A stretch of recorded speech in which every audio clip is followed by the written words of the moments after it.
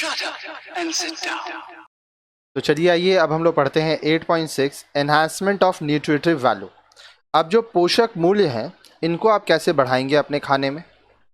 Loss of nutrients during preparation and cooking can be minimised.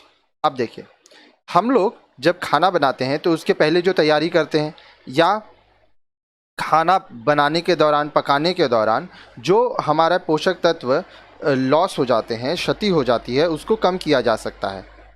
In fact judicious use of certain methods can enhance the nutritive value of food.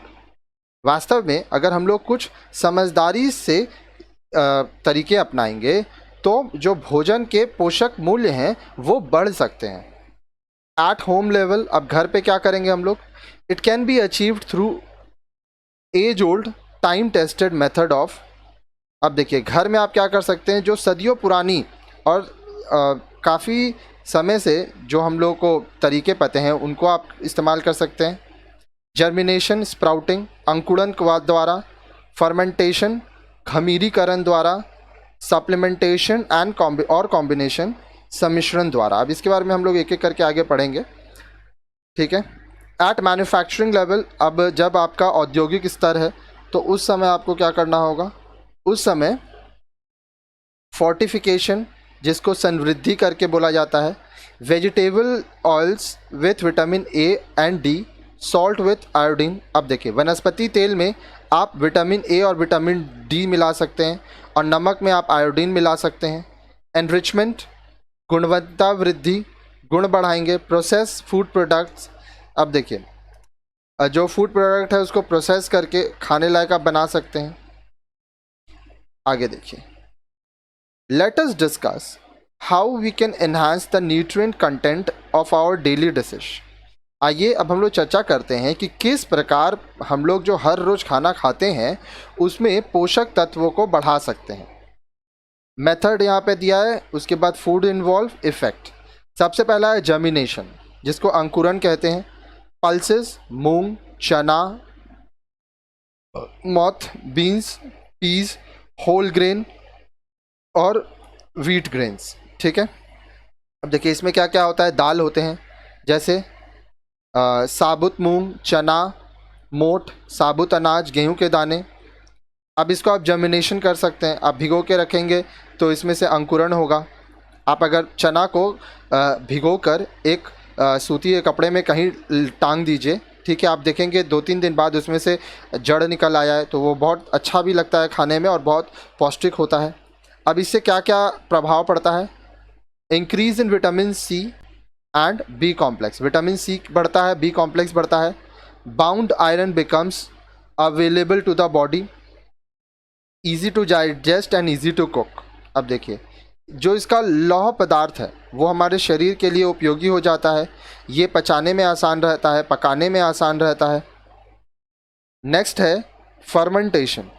Fermentation का मतलब क्या होता है, it is a process by which some microorganisms are added to the food to make them light and fluffy. अब देखिए, fermentation जिसको खमीरीकरण कहते हैं, इसमें क्या होता है कि खाने में कुछ सूक्ष्म जीवाणु डाल दिए जाते हैं, तो जो खाना है वो हल्का हो जाता है और फ्लफ़ी हो जाता है, स्पॉन्जी हो जाता है।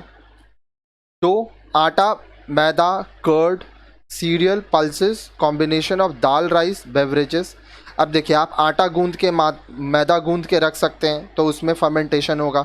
आप दही जो बनाते हैं वो भी फर्मेंटेशन से बनाते हैं। अब अनाज में, दालों में आप मिला सकते हैं, जैसे दाल और चावल एक साथ खा सकते हैं, ठीक है। बहुत सारे पीने वाले चीज़ होते हैं जिनको आप, जैसे नींबू पानी हुआ, लस्सी हुआ, ये सब फर्मेंटेशन का एग्जाम्पल है।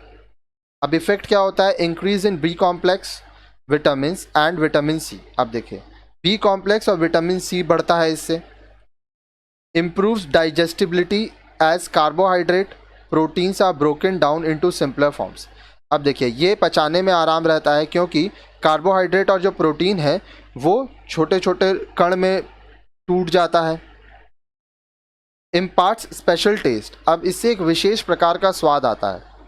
Increases the availability of iron, calcium. अब देखिए, लौह तत्व, आयरन और कैल्शियम की उपलब्धता बढ़ जाती है। आगे देखिए, आगे बोल रहा है सप्लीमेंटेशन। अब इसको सम्मिश्रण कहते हैं। Process of combining foods from different food groups thereby improving the nutritive value. अब इसमें क्या होता है, अलग अलग जो खाद्य समूह है, फूड ग्रुप्स हैं, उसमें से खाना हम लोग कॉम्बाइन करके बनाते हैं, ठीक है। तो इससे जो पोषक मूल्य है वो बढ़ जाता है। Cereals and pulses, cereal and milk, pulses and milk.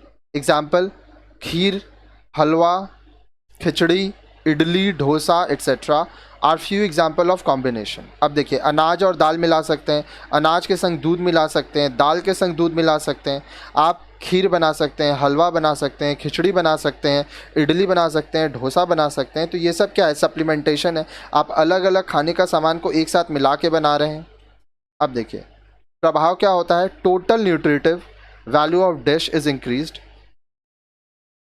तो through the combination of ingredients. अब देखिए, इसमें आप बहुत सारे खाने के सामान को मिला के बना रहे हैं, तो जो पूरा पोषक तत्व है वो बढ़ जाता है। ये बहुत स्वादिष्ट भी लगता है और आपके लिए फ़ायदेमंद भी होता है। नोट, अब आपको क्या ध्यान देना है, fermentation and germination increases the nutritive value of food at no additional cost. अब देखिए, फर्मेंटेशन अंकुरन और जर्मिनेशन खमीरीकरण, इससे क्या होता है कि आपका खर्च एक्स्ट्रा नहीं लगता है, कुछ पैसा नहीं लगता है, लेकिन जो पोषक तत्व है वो बढ़ जाता है। कॉम्बिनेशन और supplementation is the cost effective way to a well balanced and healthy diet.